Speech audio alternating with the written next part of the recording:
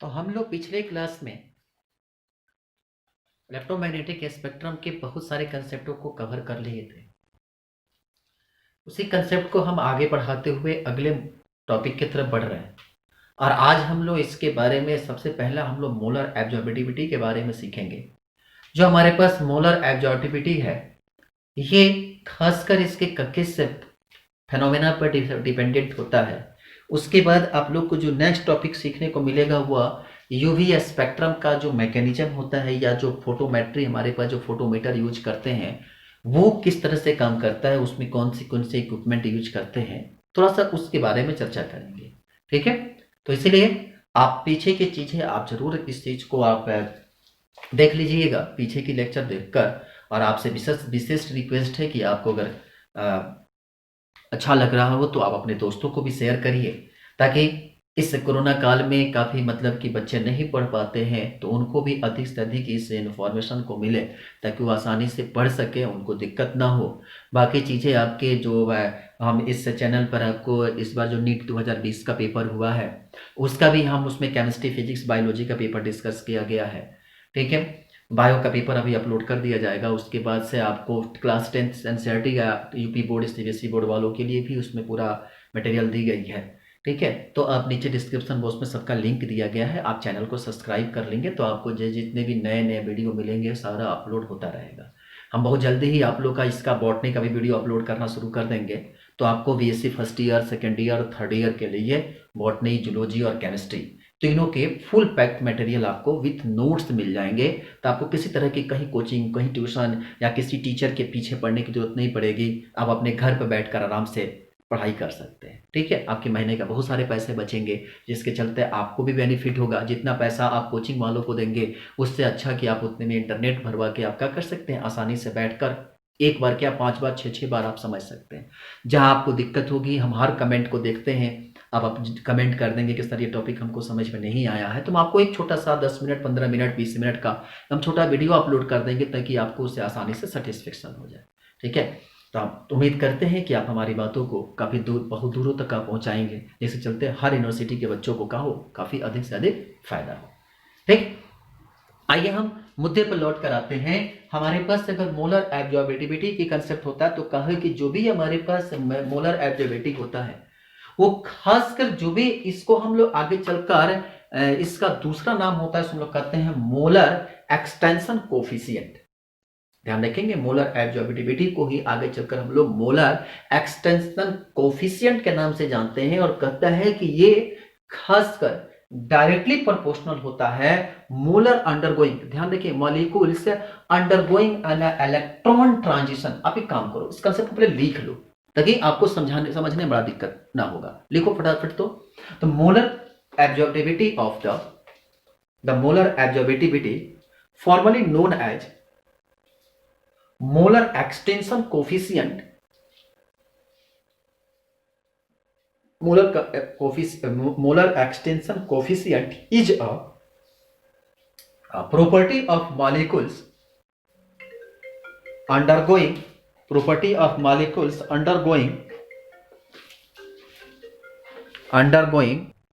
हाँ, तो क्या लिख रहे थे? molar adsorptivity formally known as molar extension coefficient is property of the molecules undergoing an electronic transition. Its magnitude depends upon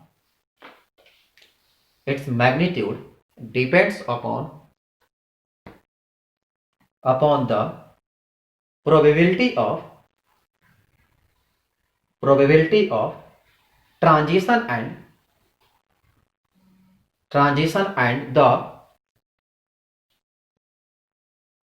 the size of the absorbing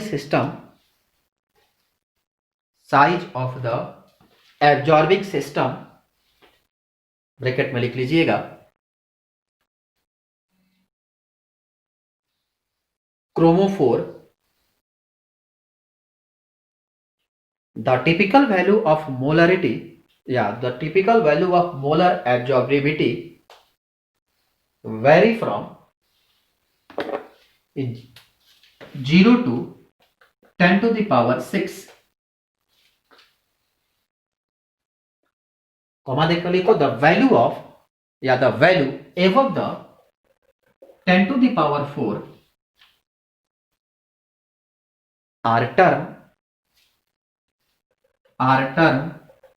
high intensity absorption, while the value below 10 to the power 3 below 10 to the power 3 are known as low intensity absorption. low intensity absorption. तो याद रखेंगे कि जो भी हमारे पास करता है कि उसमें सबसे बड़ा चीज है कि जब कोई भी मोलर एब्जॉर्बिलिटी या एक्सटेंशन कोफिशिएंट जो होता है वो क्या होता है कि जब किसी भी इलेक्ट्रॉनिक ट्रांजिशन में, ध्यान रखेंगे ये जनरली जो एक प्रॉपर्टी होता है वो किसका, इलेक्ट्रॉनिक ट्रांजिस्टर का या ट्रांजिशन का एक, सॉरी नॉट ट्रांजिस्टर, ट्रांजिशन का एक प्रॉपर्टी होता है, कहा कि ये हमेशा उसके मैग्नीट्यूड वैल्यू पर डिपेंड करता है। इसका रेंज जो होता है वह 0 to 10 to the power 6 होता है। अगर इसकी वैल्यू 10 to the power 4 या उससे ज्यादा होता है तो इसको हम लोग कहते हैं हाई इंटेंसिटी, और उसकी वैल्यू जब कम हो जाता है 10 to the power 4 से या 3 से कम होता है तो उसे हम लोग कहते हैं लो इंटेंसिटी। ध्यान रखेंगे ये जो रेंज होता है वो जनरली हम लोग को फॉरबिडन रेंज कहा जाता है, ठीक है। 0 से लेकर 10 to the power 3 तक का जो कहानी होता है, 0 से लेकर 10 to the power 3 जो होता है यानी कि 1000, 0 से लेकर 1000 का जो रेंज होता है उसको हम लोग कहते हैं फॉरबिडन ट्रांजिशन रेंज।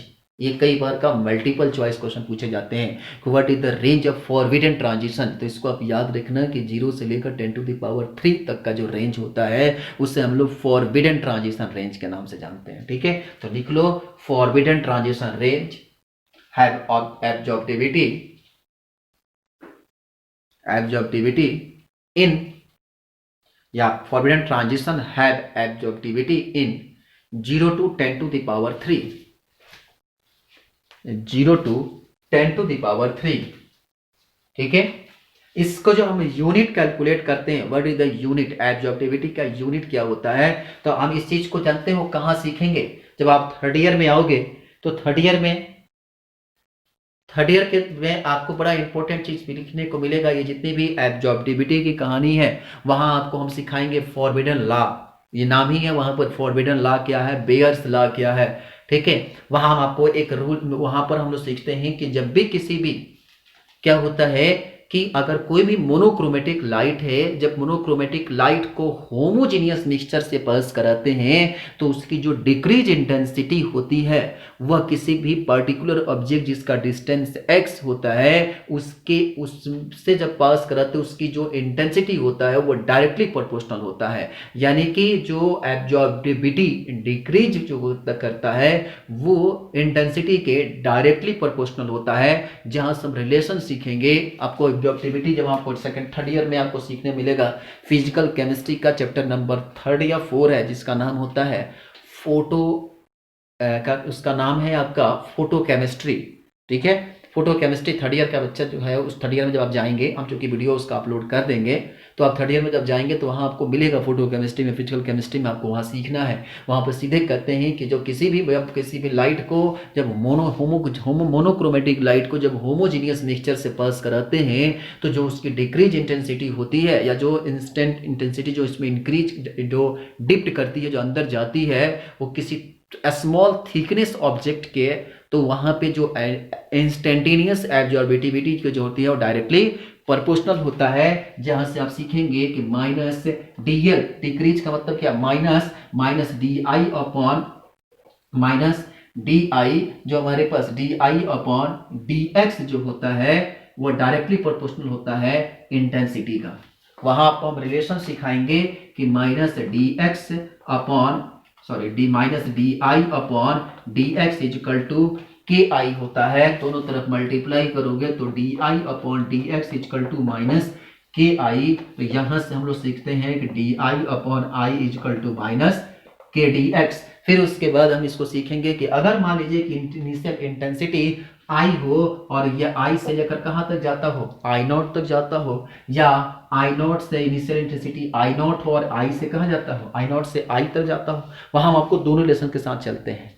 ठीक है, और x जो है x इक्वल टू 0 से लेकर कहां तक जाता है, x तक जाता है। फिर इस इंटीग्रेशन के इंटीग्रेट करेंगे और इंटीग्रेशन के बाद हम लोग रिलेशन सीख के निकाल के लाएंगे कि i equal to minus I not e to the power k x, ये होता है। तो वो इक्वेशन जो हम आपको वहां सिखाएंगे लैम्बर्ट लॉ के अनुसार। ठीक है, तो आपको ये forbidden energy, Lambert law, Beer's energy, इसको हम लोग कहते हैं लैम्बर्ट इक्वेशन। ठीक है, ये सारी इंटेंसिटी की कंसेप्ट जो होगी आपको हम वहां आपको थर्ड ईयर की क्लास में सीखनी है। तो आपको बताएं ये फॉरबिडन एनर्जी जो होता है, आगे हम आपको सिखाएंगे कहाँ पे फॉरबिडन एनर्जी मिलेगा। जब आप सीखोगे थर्ड ईयर में आओगे, जहाँ पे आपको थर्ड ईयर में इलेक्ट्रॉनिक स्पेक्ट्रा नामक एक चैप्टर है, वहां पर आपको फॉरबिडन एनर्जी के बारे में बात करेंगे कि जब कोई पार्टिकल जब एमिशन होता है तो एमिशन के दौरान क्या होता है कि जितने उसमें ट्रांजिशन यानी कि जो रेंज, जिस रेंज पर वेवलेंथ काम करता है, वह उस गैप को हम लोग कहते हैं फॉरबिडन गैप। ठीक है, जहां पे क्या करते हैं, जैसे आप देखोगे डी ऑर्बिटल, खासकर हमारे इनऑर्गेनिक केमिस्ट्री में डी ऑर्बिटल के जो इलेक्ट्रॉन होते हैं वो कलर्ड शो करते हैं। तो वो जब ब्रेक करते, वो बम्बार्ड कराते हैं, तो बम्बार्ड कराने के बाद क्या होता है कि वो दो ऑर्बिटल में टूटता है, एक होता है T2G और एक होता है EG। इन दोनों के बीच की जो गैप होती है उसको हम लोग फॉरबिडन गैप के नाम से भी जानते हैं। तो आप इस सब चीजों को सीखोगे, जब फॉरबिडन गैप होगा यानी दो EG और T2G के बीच की जो गैप होती है उसको हम लोग फॉरबिडन गैप भी कहते हैं। तो ये सभी चीजें वही से हम लोग सीखेंगे। अब क्या कहते हैं वेलगम डायग्राम के बारे में हम लोग सीखेंगे, बहुत सारी चीजें कंसेप्ट आपको थर्ड ईयर में मिलेगा। तो इसीलिए आपको बता दें कि ये इलेक्ट्रोमैग्नेटिक स्पेक्ट्रम एक ऐसा चैप्टर है, एक ऐसे इंपॉर्टेंट चैप्टर में चैप्टर आता है जहां पे आपको पूरा थर्ड ईयर की फिजिकल केमिस्ट्री मैक्सिमम, ये नॉट 100%, मैक्सिमम थर्ड ईयर की फिजिकल केमिस्ट्री और इनऑर्गेनिक केमिस्ट्री और कुछ पोर्शन ऑर्गेनिक केमिस्ट्री का ये बैठा रहता है इस इलेक्ट्रोमैग्नेटिक स्पेक्ट्रम का। इसलिए इलेक्ट्रोमैग्नेटिक स्पेक्ट्रम सबसे इंपॉर्टेंट चैप्टरों में शामिल किया जाता है। और आपको बता दें, ये जानकर आपको हैरानी होगी कि किसी भी कोचिंग इंस्टीट्यूट वाले, आप अगर कोचिंग पढ़ते होंगे तो आप उनकी नोट्स उठा के देख लीजिएगा, ये कोचिंग इंस्टीट्यूट वाले इस इलेक्ट्रोमैग्नेटिक स्पेक्ट्रम के चैप्टर को काफी डिटेल नहीं पढ़ाते हैं, क्योंकि उनको भी पता है कि ये चैप्टर कितना डिफिकल्ट होता है। ठीक है, तो आप इसको बड़े आराम से, ध्यान पूर्वक, सावधानी से पढ़िएगा। इसीलिए इस चैप्टर का आपको बता दें कि पूरे ऑर्गेनिक केमिस्ट्री के चैप्टरों में सबसे अधिक लेक्चर जो होता है इस चैप्टर का, माने इस चैप्टर का पार्ट बनता है। इसका कम से कम 8, 9, 10 पार्ट बनता है, क्योंकि ये समझ लीजिए कि आपके थर्ड ईयर की केमिस्ट्री का रीढ़ की हड्डी है। आगे देखते जाइए साथ, ये 5वां पार्ट है, ऐसे कम से कम अभी 4-5 पार्ट और आगे बनेंगे, क्योंकि उसके छोटे छोटे कंसेप्ट जो है, बहुत ज्यादा इंपॉर्टेंट कंसेप्ट इसमें कैलकुलेट आते हैं। ठीक है, तो इसमें सीधे सी बात होती है कि इसकी रेंज जो होती है, तो हमने क्या कहा, फॉरबिडन रेंज जो होता है वो कहां से कहां तक होता है, 0 से लेकर और 10⁻³ तक, मतलब कि 0 से लेकर 1000 तक उसका रेंज होता है। अब आपको हम बताएं, इंटेंसिटी जो होता है वह इंटेंसिटी ई जो होता है, जिसको हम लोग एप्सिलॉन से रिप्रेजेंट करते हैं, ई जो होता है वह एप्सिलॉन होता है। एप्सिलॉन इक्वल टू होता है A/CL। ठीक है, एप्सिलॉन इक्वल टू A/CL। अब यहां से C जो होता है वह कंसंट्रेशन होता है और L जो होता है वह लेंथ होता है। ठीक है, तो हम लोग सीखते हैं कि जो हमारे पास एब्जॉर्प्टिविटी होती है, जो एब्जॉर्प्टिविटी होती है वह डायरेक्टली प्रोपोर्शनल होता है कंसंट्रेशन और लेंथ ऑफ द ऑब्जेक्ट का। ठीक है, एब्जॉर्प्टिविटी जो होती है वो डायरेक्टली प्रोपोर्शनल होता है कंसंट्रेशन और लेंथ ऑफ द ऑब्जेक्ट का। यहां से A इक्वल टू जो आता है डायरेक्टली एप्सिलॉन इनटू CL। सी यहाँ एप्सिलॉन जो होता है उसको हम लोग क्या बोलते हैं, कांस्टेंट के नाम से, यहाँ पर इसी को हम लोग आगे चलकर क्या बोलते हैं, ये जो यूनिट हम लोग जो एप्सिलॉन हम लोग निकाल कर लेकर आते हैं, और ये जो यूनिट हमारे पास मिलकर आते हैं हम लोग कहते हैं मोलर एब्जॉर्प्टिविटी। मोलर एब्जॉर्प्टिविटी जो हमारे पास ये मोलर एब्जॉर्प्टिविटी निकल कर आता है, इसको हम लोग एप्सिलॉन को कहते हैं मोलर एब्जॉर्प्टिविटी। तो यहां से एप्सिलॉन इक्वल टू आता है A/CL। ठीक है, अगर हम पूछें यूनिट क्या होता है तो आपको यूनिट कैलकुलेट करने का एक सिंपल तरीका बताते हैं। एब्जॉर्प्टिविटी को छोड़ दो आप, जिस तरह से है उस तरह। ठीक है, क्योंकि ये जो होता है वह एक कांस्टेंट वैल्यू के रूप में काम करता है। ठीक, अब देखो C जो है, C फॉर कंसंट्रेशन। कंसंट्रेशन जो होता है वो आता है मोल अपॉन लीटर। कंसंट्रेशन क्या होता है, मोल अपॉन लीटर, और लेंथ होता है लेंथ इन सेंटीमीटर। ठीक है, अब देखो यहां पर मोलर है और लीटर है। ठीक है, तो यहां पे जब मोल अपॉन लीटर है, अब इसको क्या करो कि अब जब ml में कन्वर्ट करोगे तो इसको क्या करोगे, इसको लिखोगे A upon mole upon 1000 into क्या, लीटर। ठीक है, और उसके बाद क्या, लेंथ इन सेंटीमीटर, ये जाएगा ऊपर, तो क्या आएगा A इंटू 1000L, सॉरी ये 1000L अपॉन क्या, mole into length in centimetre. ठीक है, अब जरा गौर से समझना, कहानी हमारे तरफ आगे की तरफ बढ़ रहा है। अब जो हमारे पास, ध्यान रखेंगे ये लेंथ को जो हम लोग पढ़ लिए, लेंथ को सेंटीमीटर में कन्वर्ट करने के लिए क्या करते हैं हम लोग जो भी डाटा निकालते हैं लेंथ को सेंटीमीटर में निकालने के लिए हम लोग क्या करते हैं, जो कि यहाँ लेंथ क्या है, सेंटीमीटर है। ये अब तुम ये समझ में आ रहा है क्या कर रहे हैं, नहीं समझ में आ रहा होगा, रुको हम इसको ठीक से समझाते हैं कैसे 1000 आ गया। ये जो लेंथ होता है मोल पर लीटर है। ठीक है, अब ये जो हमारे पास जो एक कहानी मिला हमको लीटर में लेंथ, अब एक लीटर जो होता है उसको अगर हम सेंटीमीटर में कन्वर्ट करते हैं तो 1000 के, तो इसी को हम लोग यहाँ पे क्या करते हैं कि A अपॉन मोल, और इसको क्या किए हम, जो लेंथ है उसको हम सेंटीमीटर अगर यहाँ पे लिखें तो क्या लिख सकते हैं 1000 L3, और इनटू क्या है लेंथ इन सेंटीमीटर, एक L से L जाएगा तो यहाँ कितना बच जाएगा, 2 बचेगा, तो यहां से क्या बच जाएगा A, और ये जाएगा ऊपर, तो 1000L स्क्वायर अपॉन में क्या मोल निकल कर आएगा यहां से। अब देखो यहां पर L जो है L स्क्वायर है और नीचे क्या है मोल है, तो यहां से अब जरा बताओ ये L जो वैल्यू आया वो किस में आता है, सेंटीमीटर में है। ठीक है, तो ये जो वैल्यू मिला वो किस में आ गया, सेंटीमीटर में, तो L का स्क्वायर मतलब सेंटीमीटर का स्क्वायर, और नीचे क्या मोल, एब्जॉर्बिविटी जो होता है वो कांस्टेंट यूनिट होता है, तो आप इसको लिख सकते हो यहां से एप्सिलॉन जो आता है वो कितना 1000 यूनिट जो होती है मोलर एब्जॉर्बिविटी, तो आप नीचे लिख लो कि the molar एब्जॉर्बिविटी has the unit of, कितना हो जाएगा 1000 सेंटीमीटर क्यूब पर मोल। आप इसी को लिख सकते हो centimetre cube not centimetre square, L square centimetre square, और आप कहते हैं ना कि सेंटीमीटर स्क्वायर पर मोल, और सेंटीमीटर स्क्वायर अगर मान लो कि ये हमारे पास ये 5 सेंटीमीटर हो और ये 4 सेंटीमीटर हो, तो क्या लिखते हैं हम लोग 5 चौक का 20 सेंटीमीटर स्क्वायर, इसे क्या बोलते हैं हम लोग एरिया बोलते हैं। तो सेंटीमीटर स्क्वायर को हम क्या लिख सकते हैं, हम लोग एरिया लिख सकते हैं। तो इसी का दूसरा यूनिट जो होता है उसे हम लिख सकते हैं या एरिया पर मोल। ठीक है, तो ध्यान रखेंगे इसको हम लोग कन्वेंशन, यानी कि जब हमेशा इसको हम लोग ध्यान रखेंगे कन्वेंशन के दौरान इसको ज्यादा हम यूज नहीं करते हैं, बस कभी कभी अगर पूछ लेता है तो इसको हम लोग बना लेंगे। ठीक है, बना।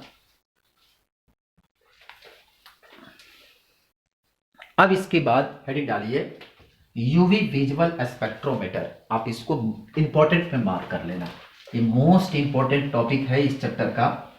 मार्क हेडिंग डालो UV visual spectrophotometer, UV visible VISIBLE visual spectrophotometer,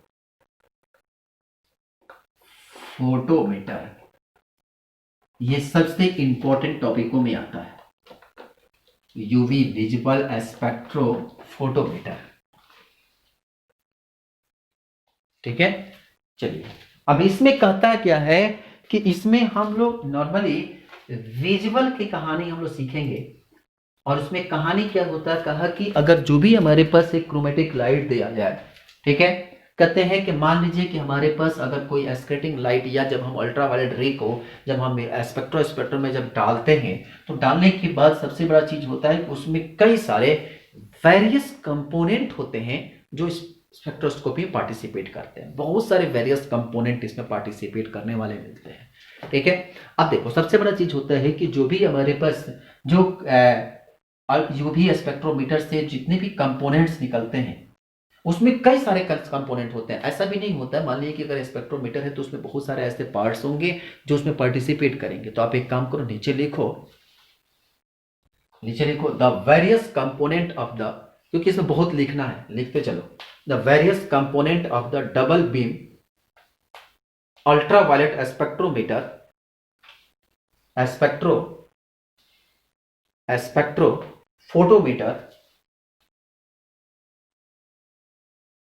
photometer are is follows.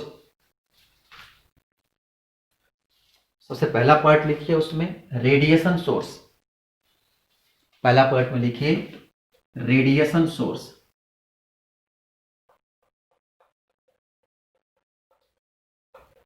Radiation source लिखिए, the radiation source must supply, the radiation source must supply continuous radiation converting, या सॉरी क्या लिखे, continuous radiation covering the required wavelength range, the various radiation are, पहला point लिखिए,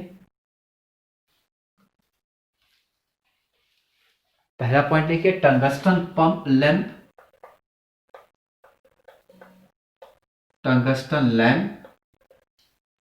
दूसरा लिखिए hydrogen discharge lamp, तीसरा लिखिए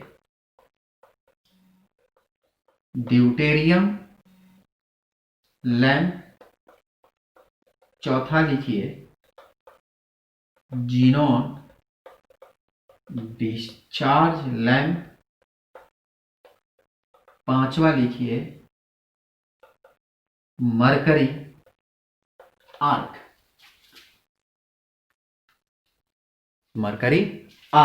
तो कहा कि 5 तरह के रेडिएशन सोर्स हमको लेना पड़ता है। इसमें सबसे ज्यादा इंपॉर्टेंट सोर्स जो होता है वो टंगस्टन लैंप होता है। तो नीचे लिखो, the most suitable source of radiation are, most suitable source of radiation are tungsten filament lamp, bracket में लिख लो, for scanning the visual reason,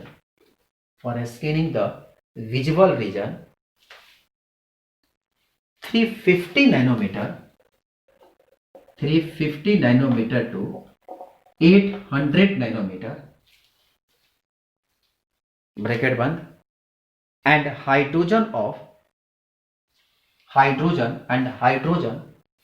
और deuterium discharge tube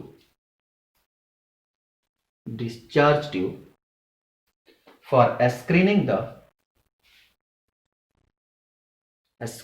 in the near UV region 185 to 390 nanometre.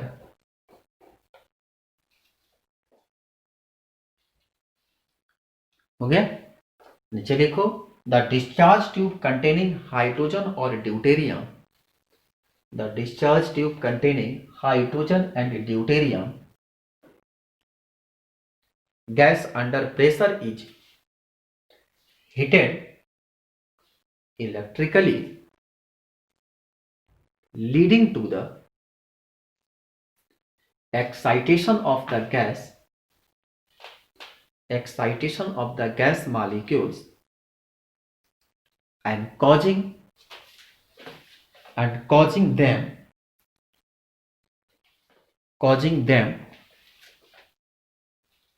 उसमें पहला causing them हो गया। तो पहला हो गया रेडिएशन सोर्स। अब दूसरा लिखिए मोनोक्रोमेटस, मोनोक्रोमेटर्स, देखिए monochromators are use for splitting, ऐसा लिखो, monochromators are use for selecting narrow band of wavelengths, the essential elements of monochromator are, पहला लिखो एन इंट्रिंसिक, दूसरा लिखो a dispersing element, dispersing element, और may be a prism, prism और grating, prism के जैसा ही होता होगी ग्रेटिंग, या एग्जिस्टिंग साइट, एग्जिस्टिंग साइट, ठीक है। सब चीज हम आपको एक बार में समझाते हुए लिखवा देते हैं, फिर समझाते हैं। थर्ड में लिखिए सिंपल एंड रेफरेंस सेल, लिखो two identical cell are made of, for two identical cell are made of for use of, या सेल मेड ऑफ यू छोड़ दो, लिखो क्वार्ट्ज, QUARTZ, क्वार्ट्ज और silica are used in the recording of absorption spectra, absorption spectra. The monochromatic beam is split into two parallel beam by means of mirror system such that first उसमें A B करके लिखो, A लिखो one passes through the simple cell,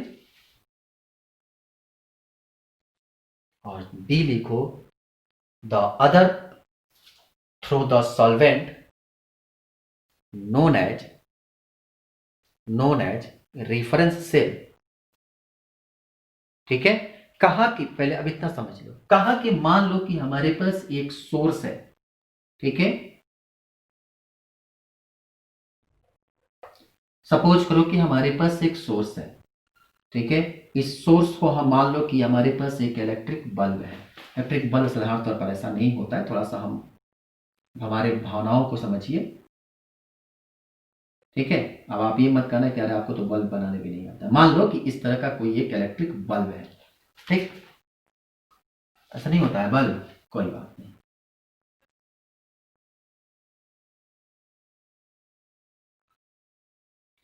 मान लो कि इस तरह का कोई लट्टू, जानते हो ना बल्ब, ये हमारे पास एक इलेक्ट्रिक बल्ब है, और यहां पे जो है इलेक्ट्रिक बल्ब है, और यहां पे जो है वो इसका टंगस्टन, ठीक।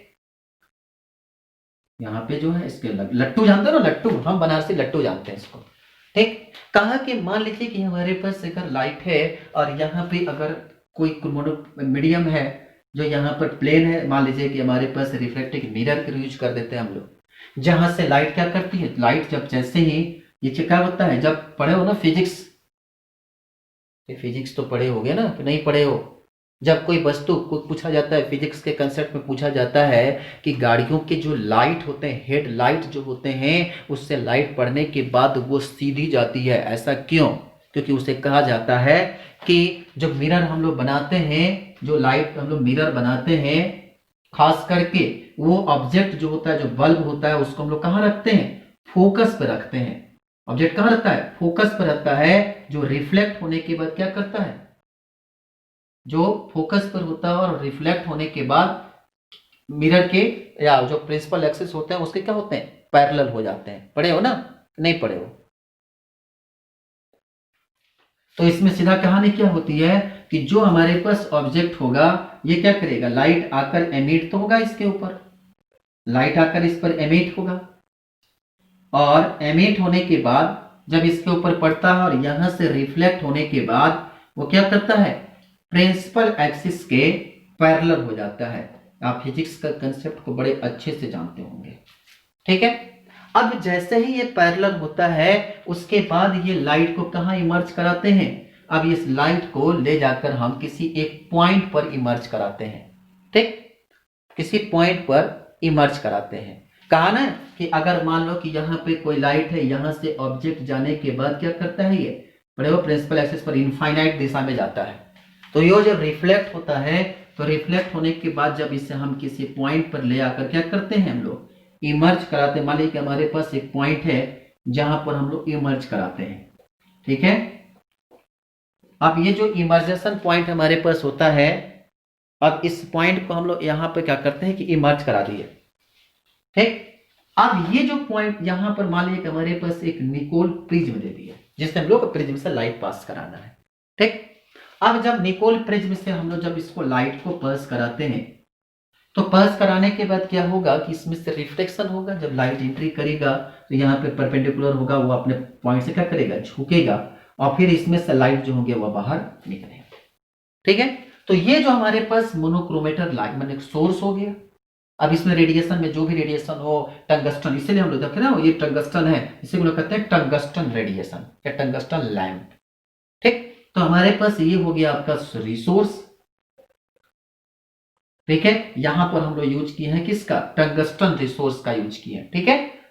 यहां पर हम लोग टंगस्टन, डब्ल्यू इसका सिंबल होता है, तो टंगस्टन रिसोर्स का यूज किए हैं।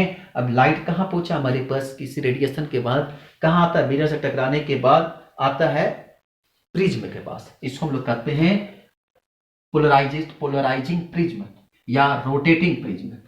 इसको हम लोग खासकर रोटेटिंग प्रिज्म के नाम से जानते हैं, ठीक है। अब जैसे ही रोटेटिंग प्रिज्म के पास पड़ता है तो यहां से पड़ने के बाद जब लाइट जब किसी सोर्स पे जाता है तो यहां पे क्या होता है, एक किसी स्लिट्स के माध्यम से, अभी हमने कहा था कि हम लोग क्या यूज करते हैं, हम लोग स्लिट्स यूज करते हैं। अब स्लिट्स के माध्यम से जब ये एंट्री करता है तो एंट्री करने के बाद जब किसी सोर्स पर पड़ता है, अभी हमने कहा था कि जब क्या करता है, जैसे ही ये क्वार्ट्ज जो अब हम लोग बनाते हैं, कहा कि जो अब जो रेडिएशन सेल है, अब कहां जा रहा है, रेडिएशन सेल के पास पार्टिकल्स जा कहां रहा है, रेडिएशन, मान लीजिए कि हमारे पास ये एक रेडिएशन सेल है, ठीक है। ये रेडिएशन सेल जो होता है वह तो क्वार्ट्ज का बना होता है या इसे किसका बना होता है, सिलिका का बना होता है, ठीक है। अब इसमें जो पड़ने के बाद लाइट जो होते हैं वो दो मीडियम में भागते हैं। गौर समझिएगा, लाइट जो होता है वो आगे चल गया करता है, दो मीडियम में भागता है, ठीक है। मतलब कि जो लाइट इस पर स्ट्राइक करेगा, स्ट्राइक करने के बाद वो दो मीडियम में हमारे पास रिफ्लेक्ट करेगा। मान लीजिए कि हमारे पास एक मिरर यहां दे दे और ये मिरर हुआ, यहां से लाइट यहां पड़ा और यहां से लाइट जो है यहां पड़ा, ठीक है। अब ये क्या करेगा कि ये टकरा कर दो मीडियम में बढ़ता, दो भाग में जाता है। एक जो होता है वो सिंपल, मैंने कहा फर्स्ट में क्या होता है, सिंपल से जाता है, और दूसरा जो होता है वो सॉल्वेंट से जाता है। तो पहला जो होता है वह हम लोग जो सिंपल सेल से जाता है, और दूसरा जो होता है वो किससे जाता है, सॉल्वेंट से जाता है, ठीक है।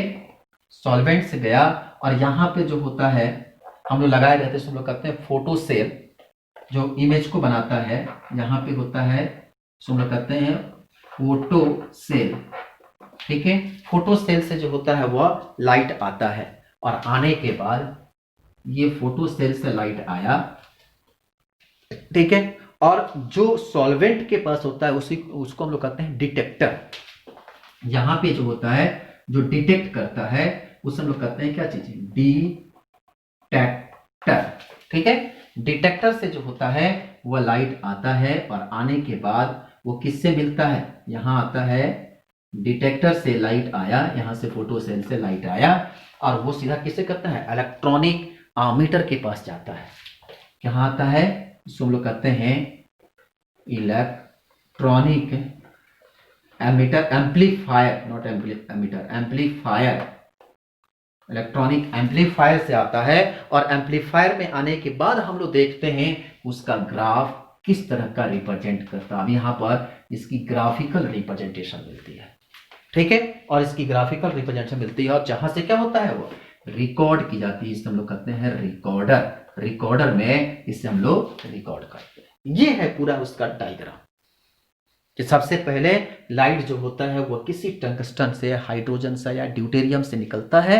रेडिएशन लैंप से रेडिएशन निकलता है जो जाकर क्या करता है, जब उसे हम स्लिट से पास कराते हैं तो पास कराने के बाद वह किसी रोटेटिंग प्रिज्म पर टकराता है। प्रिज्म से टकराने के बाद वहां पे क्या करता है, एक सेल होता है, इसको हम लोग कहते हैं ट्रांजिशन सेल। ट्रांजिशन सेल या इसके साथ क्या करता है, वो जो होता है नॉर्मली या तो क्वार्टर्स का बना होता है और नहीं तो वो सिलिका का बना होता है। वहां से टकराने के बाद वो क्या करता है, रेडिएशन दो भागों में विभाजित होता है। एक जो होता है सिंपल सेल से जाता है, दूसरा जो होता है वह किससे जाता है, पहला सिंपल से जाता है और दूसरा जो होता है वो आपको जाता है क्या बोलते हैं उसको, सॉल्वेंट से जाता है। सिंपल से जो जाता है सेल से, वहां पर जो इंडिकेट होता है फोटो सेल होते हैं जो उसके रेडिएशन को बताते हैं। जो सॉल्वेंट से जाता है उससे हम लोग कहते हैं डिटेक्टर, जो डिटेक्ट करता है कि सॉल्वेंट का रेडिएशन क्या होगा, ठीक है।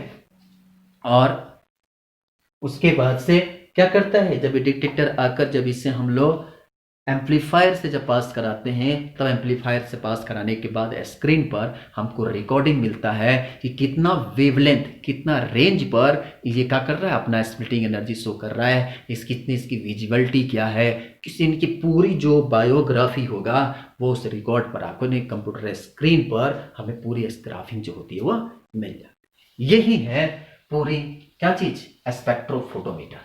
ये स्पेक्ट्रोफोटोमीटर का डायग्राम है।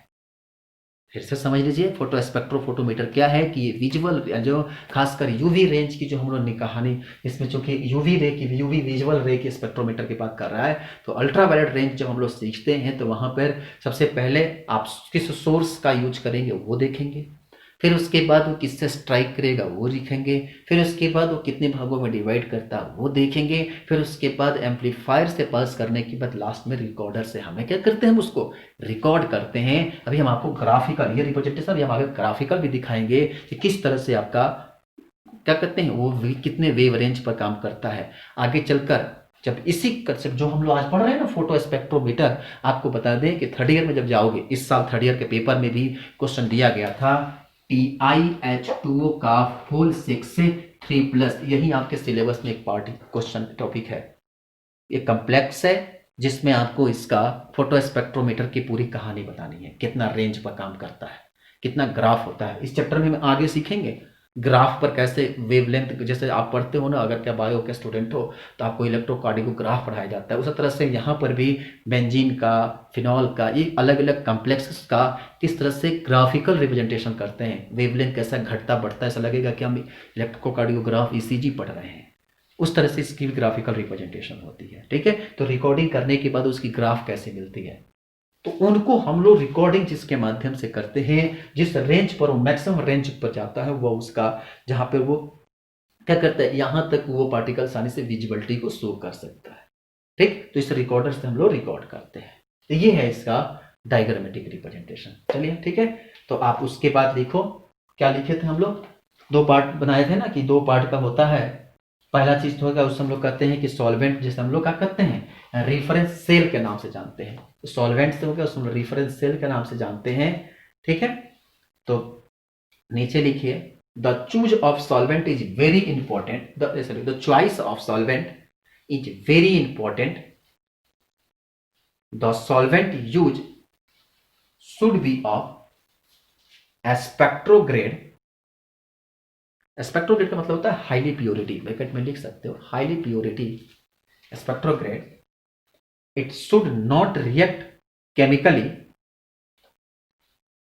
with the sample and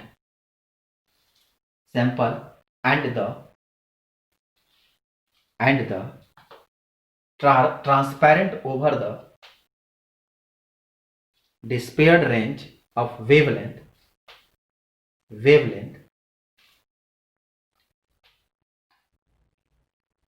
example में लिख लो, some example some common solvent n butanol, ethanol, heptane, ethyl ether, etc. हो गया।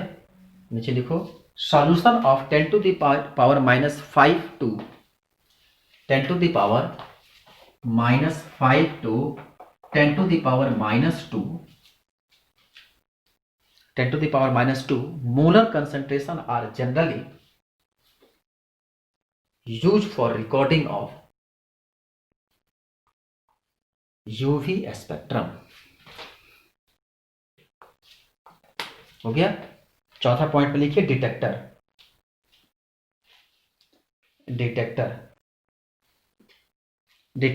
एम्पलीफायर एंड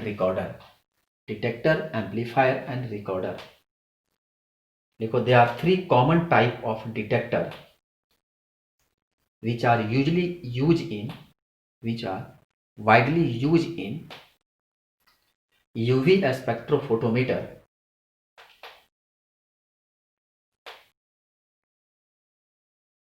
पहला लिखो barrier layer cell, barrier layer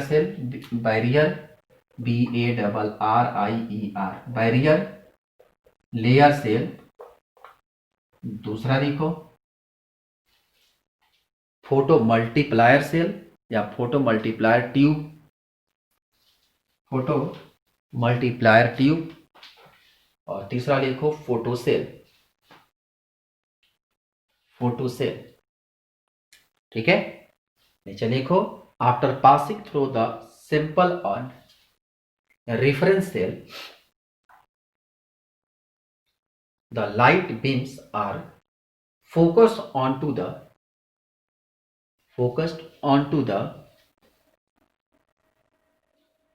detector,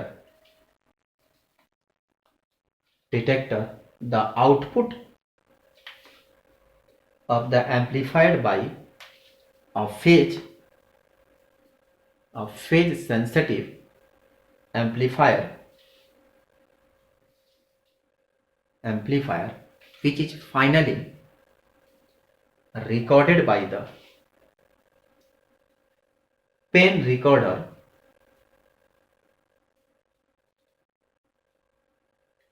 the absorption curve is plotted between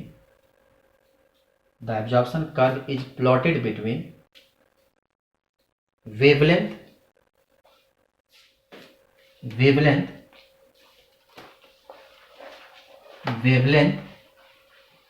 and absorbance। Wavelength जो होता है उसको हम लोग एस क्या भी कहते हैं, एबेस्का, और जो एब्जॉर्बेंस होता है उसको हम लोग कहते हैं ऑर्डिनेट। ठीक है। तो एबेस्का और ऑर्डिनेट भी इसका नाम से जानते हैं। तो आप हमेशा उसी चीज को याद रखो, जो रिप्रेजेंटेशन होता है वह एक तरफ जो होता है उसको हम लोग कहते हैं वेवलेंथ को लेके चलते हैं, और दूसरे जो होता है उसको क्या एब्जॉर्बेंस को लेके चलते हैं। ठीक है। तो एब्जॉर्बेंस और एक तरफ क्या वेवलेंथ जो होता है, और एक तरफ एब्जॉर्बेंस एप्सिलॉन नॉट, और एक तरफ क्या होता है गामा, लेकिन सॉरी लैम्डा नैनोमीटर में हम लोग पढ़ते हैं।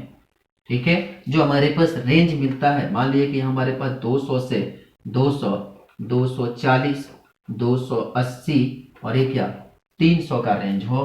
मान लो हमारे पास 4, 8, 12, 16 इस तरह से हमारे पास अगर रेंज आता है, तो कहते हैं कि इसकी रेंज जो होती है खासकर ये करीब करीब